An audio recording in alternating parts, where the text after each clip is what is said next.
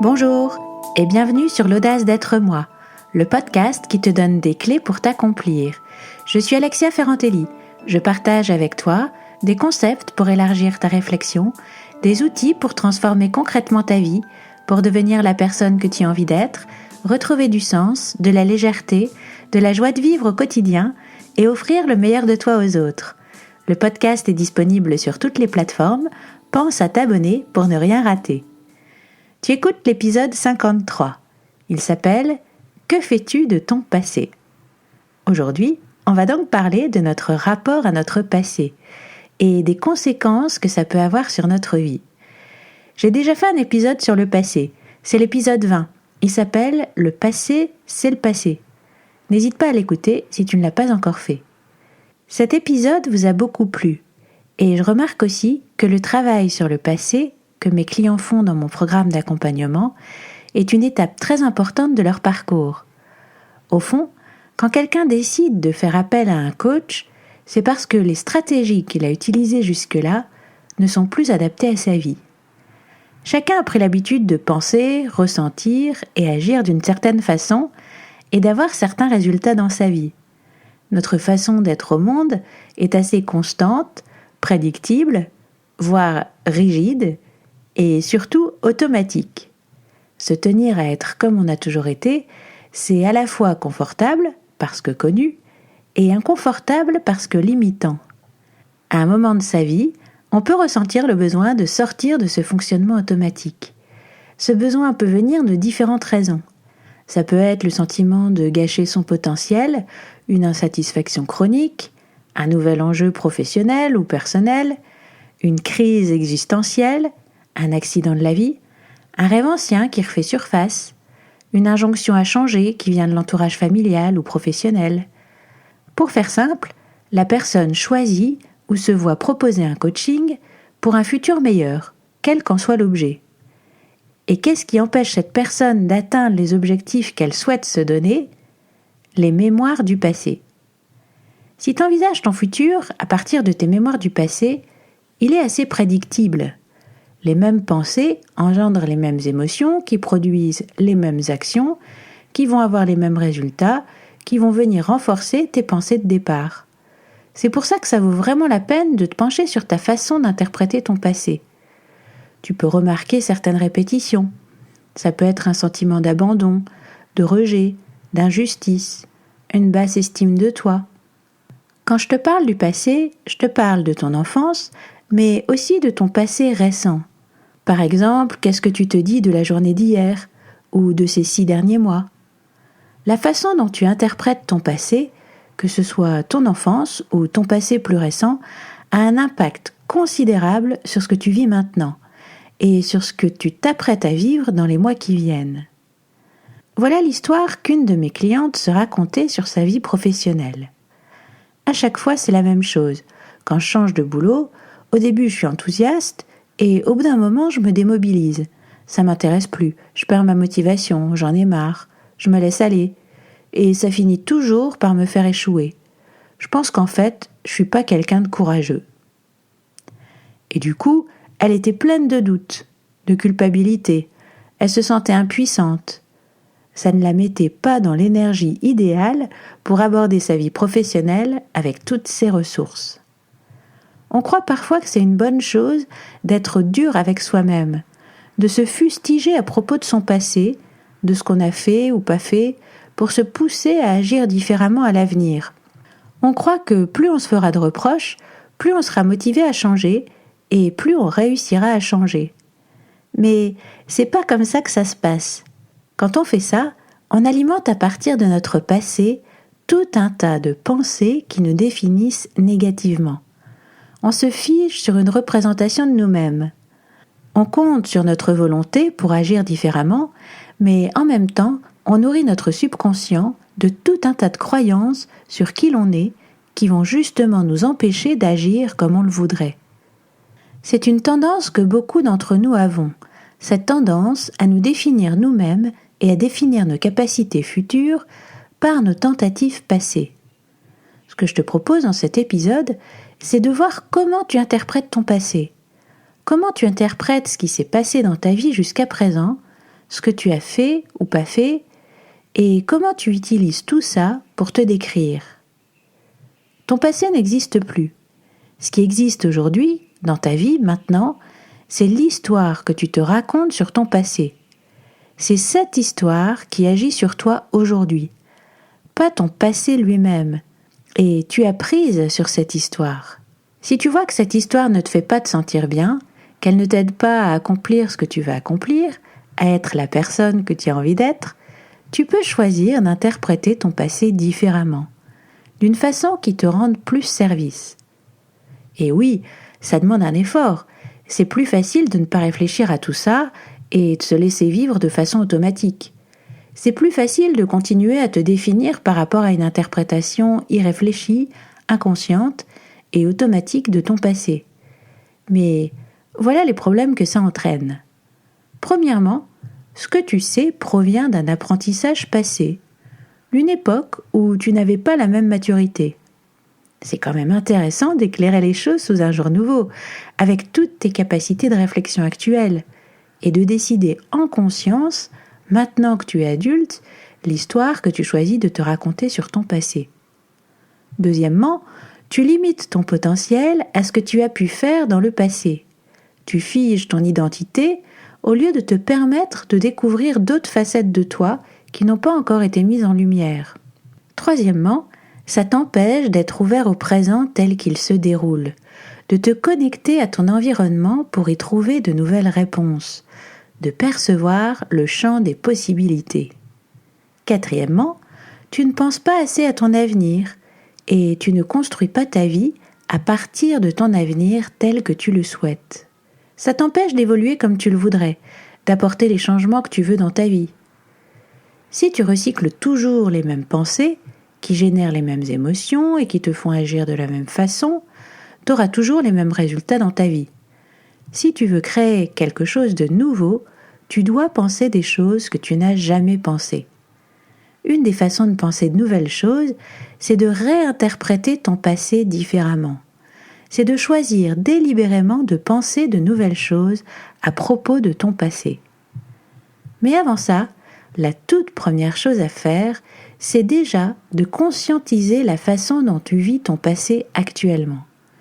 Tu l'as sans doute remarqué dans les épisodes précédents, pour tout processus de changement, je te propose toujours d'abord de conscientiser les choses telles qu'elles sont, puis d'accepter pleinement que les choses soient telles qu'elles sont, de te laisser vivre pleinement les émotions que ça te fait vivre, sans chercher à les refouler ou les fuir.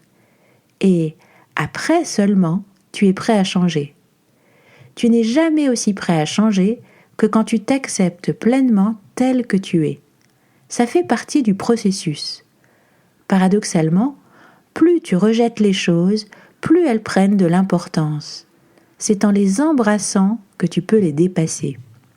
Donc, si tu sens que ton passé te pèse et que tu veux le revisiter, c'est ce même processus que je te propose. D'abord, prendre conscience de ce que tu te dis de ton passé, de ce que ça te fait ressentir, de ce que ça te fait penser de toi, des autres et du monde. Et déjà, accueillir ça sans lutter. L'accueillir avec honnêteté, avec compassion. Accueillir les émotions, de tristesse, de colère. Peut-être que tu vas découvrir que tu te sens coupable et responsable de tout ce qui t'est arrivé de difficile dans ta vie. Accueille ce sentiment de culpabilité, peut-être même cette honte. Et ensuite seulement, tu peux remettre en cause cette interprétation de ton passé. Tu peux retourner totalement cette pensée, cette croyance. Retourner une pensée, c'est un excellent moyen de voir les choses sous un nouvel angle, de prendre conscience que ce que tu as pris pour la réalité n'était qu'une interprétation de la réalité, et qu'une autre interprétation est possible. Donc, après avoir réalisé que tu te percevais comme responsable de tout, tu peux te considérer comme victime de tout ce qui t'est arrivé.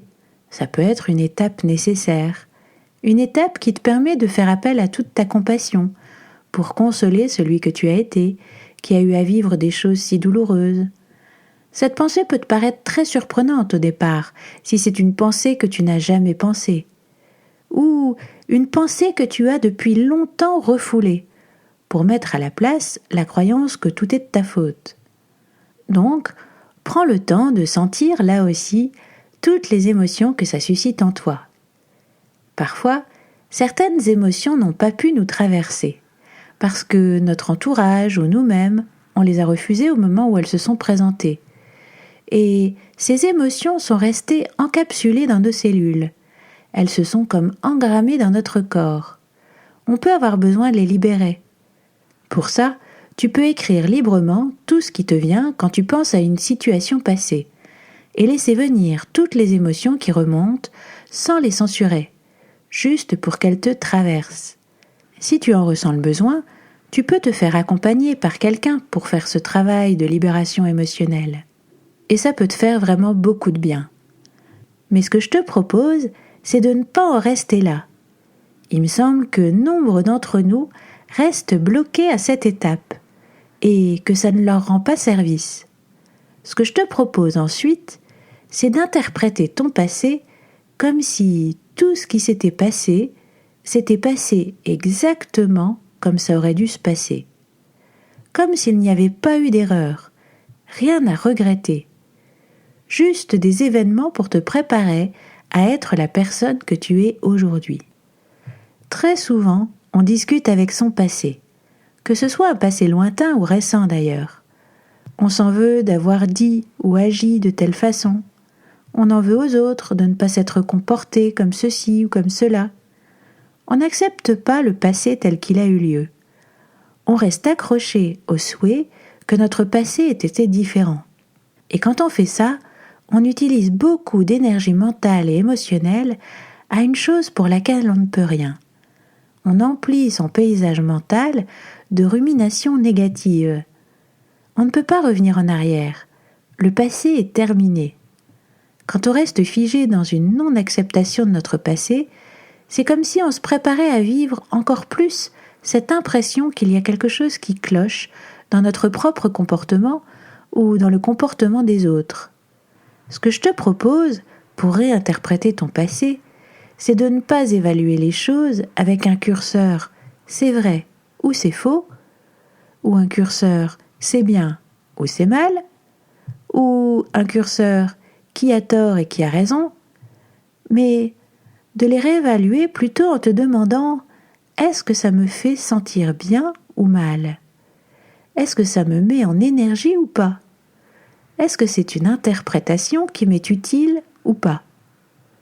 Notamment au regard de l'avenir que je veux construire pour moi. Si tu sens de la résistance à réinterpréter ton histoire, tu peux te demander « qu'est-ce qui m'empêche de lâcher cette histoire ?» Il y a peut-être une part enfantine de toi qui veut continuer à ressasser sans fin intérieurement que c'est pas bien, que c'est pas juste. Cette part de toi a peut-être l'impression de se venger d'une certaine manière d'une personne de cette façon-là. Mais la réalité, c'est que la seule personne qui souffre de ces ruminations, c'est toi. Parfois, on refuse d'accepter les choses parce qu'on a l'impression que ça voudrait dire qu'on les cautionne. En fait, pas du tout. Accepter, ça ne veut pas dire cautionner, valider. Ça ne veut pas dire abandonner tes valeurs. Tu peux désapprouver quelque chose que tu as fait ou réprouver le comportement que quelqu'un a eu et pour autant l'accepter. C'est-à-dire ne pas chercher à lutter avec le fait qu'il y a eu ce comportement. Tu peux te dire que tu as agi de la meilleure façon qu'il t'était possible alors, que les autres ont sans doute fait de leur mieux aussi, en fonction de leur histoire. Il ne s'agit pas de nier la souffrance qui a été la tienne, ni de ne pas avoir d'avis éthique, mais il s'agit de sortir d'une vision binaire du monde, où il y a les gentils et les méchants, et d'accepter la vie telle qu'elle est, dans toute sa complexité, avec les limites de la nature humaine et le caractère contrasté de l'expérience d'être vivant. Quand tu te disputes avec la réalité, tu es sûr de perdre. Quand tu te dis qu'à cause de toi les choses ne se sont pas passées comme elles l'auraient dû, ou qu'à cause des autres tu n'as pas eu la vie que tu aurais dû avoir, dans les deux cas, tu emplis ton paysage mental de non-acceptation de ce qui a été. Et tu te prépares à vivre de la non-acceptation de ce qui est et sera. Quand tu regrettes les choses, que tu te dis que ton passé aurait dû être différent, tu restes bloqué dans une impasse. Si tu parviens à aimer la réalité telle qu'elle est, tu libères cette résistance. Tu peux regarder ta vie sous un autre angle. Tu peux réinterpréter ton passé en voyant tout ce que les événements difficiles t'ont permis de développer comme compétence, en quoi ils t'ont permis d'accomplir ce que tu as accompli, de devenir celui que tu es maintenant. Tu peux être en paix avec ça, être même, si c'est possible, reconnaissant pour ça. Tu peux décider de t'en remettre à la vie, postuler que la vie veut le meilleur pour toi, qu'elle l'a toujours voulu. En emplissant ainsi ton paysage mental de paix et de reconnaissance, tu te prépares à vivre plus encore de paix et de reconnaissance. Tu peux être en paix non seulement pour ce qui t'est arrivé ou ce que tu as fait, mais aussi pour qui tu es. Et ce travail d'acceptation de ton passé, tu peux le faire pour ton enfance et tu peux le faire aussi en permanence dans ton quotidien. Comment sais-tu que tu aurais dû agir comme tu l'as fait il y a 10 ans, 6 mois ou hier ? Eh bien, parce que c'est comme ça que tu as agi. Point. Fin de la discussion. Ton énergie peut se libérer pour autre chose. Et notamment pour l'avenir. Parce que la bonne nouvelle, c'est que l'avenir nous appartient. Tu peux choisir de mettre ton énergie là où tu sais que tu peux avoir de l'impact. Souvent, les personnes tournées vers leur passé ne savent pas où elles se dirigent. Elles se définissent par ce qu'elles ont été, sans avoir d'intention à propos de la personne qu'elles ont envie d'être. Elles se définissent par leur passé et se disent « c'est comme ça que j'ai toujours fait, j'ai toujours eu ce problème, je suis comme ça, je suis pas le genre de personne qui peut faire ça ». En se définissant par rapport à leur passé, elles créent toujours davantage de ce qu'elles ont déjà vécu.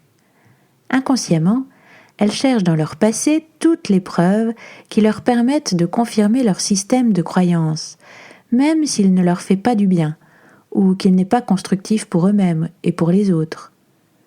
Et si tu adoptais des pensées, une interprétation du passé qui soit au service de ton avenir, une interprétation qui t'ouvre des possibilités. Quand tu te focalises sur ton passé, c'est comme si tu avançais à reculons en regardant uniquement le chemin que tu as déjà parcouru.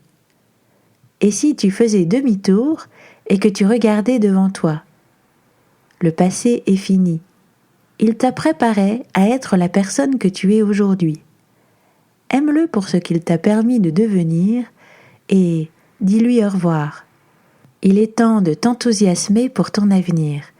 Et c'est justement ce que je vais te proposer dans le prochain épisode. Cette semaine, voilà ce que je te propose.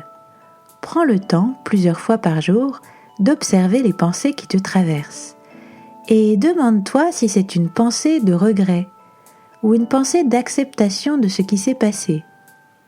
Est-ce que, par exemple, tu es en train de te dire « Oh, pourquoi j'ai dit ça ? N'importe quoi, j'aurais mieux fait de me taire. » Demande-toi si la pensée dont tu prends conscience te vient de ton passé ou si elle te vient de tes possibilités à venir. Est-ce que c'est une pensée du style « Je suis pas assez compétent, j'ai toujours échoué, il y a un truc qui ne va pas chez moi » ou une pensée qui ressemble plutôt à « Oui, je peux me sentir bien dans mon corps, je suis en train de devenir un super manager ». Je peux vivre une relation amoureuse épanouissante. Je peux vivre une vie équilibrée qui respecte mes besoins. Et quand tu as identifié une pensée, prends le temps de sentir l'effet de cette pensée sur ton corps. Quelles sont tes sensations corporelles ? De la tension, de la détente, de la chaleur ? Dans quelle énergie te met cette pensée ? Qu'est-ce qu'elle te donne envie de faire ou de ne pas faire ? Et si tu constates qu'une pensée sur ton passé ne te rend pas service, laisse-la passer.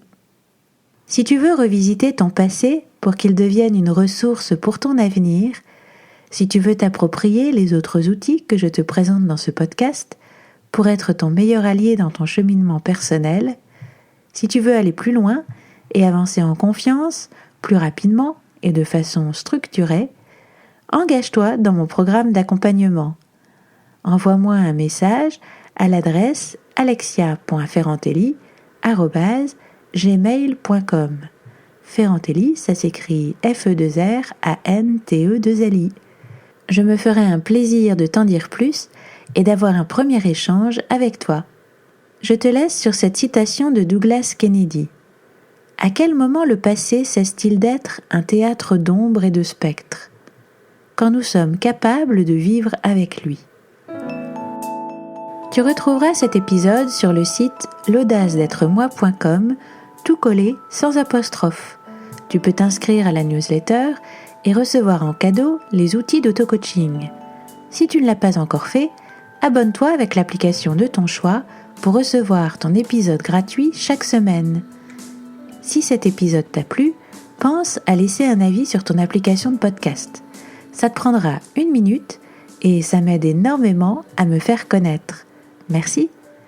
Et si tu penses que ça peut leur être utile, partage avec tes amis. À bientôt!